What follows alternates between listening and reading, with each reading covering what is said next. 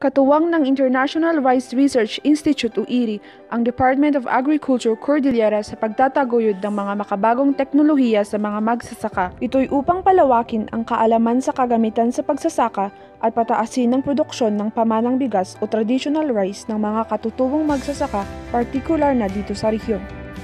Isa sa pinakilala sa mga magsasaka kamakailan ay ang solar bubble dryer na siyang makakatulong sa malinis na pagbibilad ng mga naaning palay.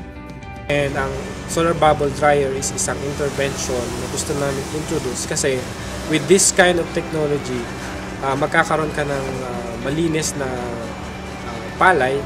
So, pagdaan niya sa processing, sa mga milling equipment, ay sigurado tayo na walang mga dumi na napasama, mga bato and other foreign materials na magiging cause ng contamination sa ating palay.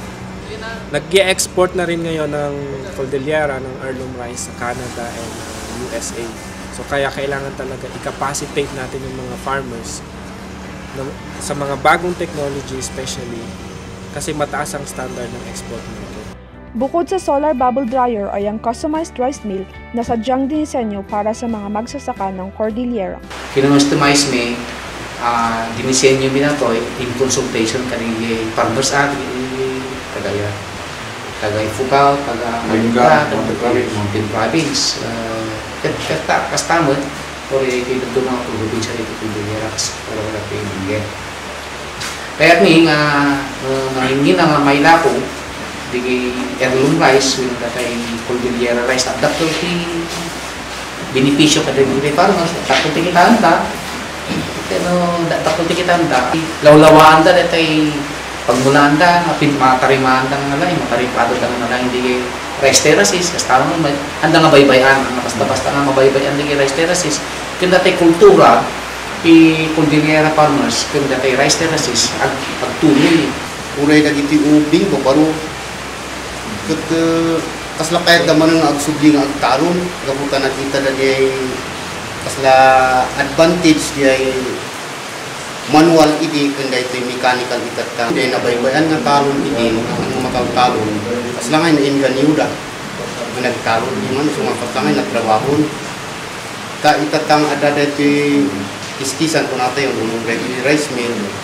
Nalag-ang ay pimanti mag-anday trabaho. Kaya babakot, lalakay, nga kaya nga agbayo.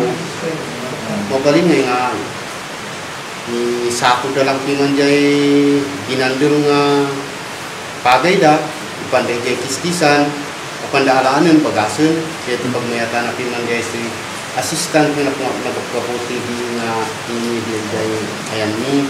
Ang pagpapakilala ng mga teknolohiya ay isang paraan hindi lamang sa pagpapalago ng produksyon, kundi pati na rin sa pagpreserba ng mga magagandang kultura na nauugnay sa pagsasaka ng mga palay dito sa Cordillera. Heirloom ko na, tinawid nga pagay, nagapuy di rice traces, kahit nga sunod di rice traces, nadalos, adati kay kayo, nadalos ti danom, pati di pa lang aywan iti pagay, organic, nya, kaya di kultura ti tao na iraman, pati ugali ti tao, kan isureto iti kinabak lang iti Cordillera.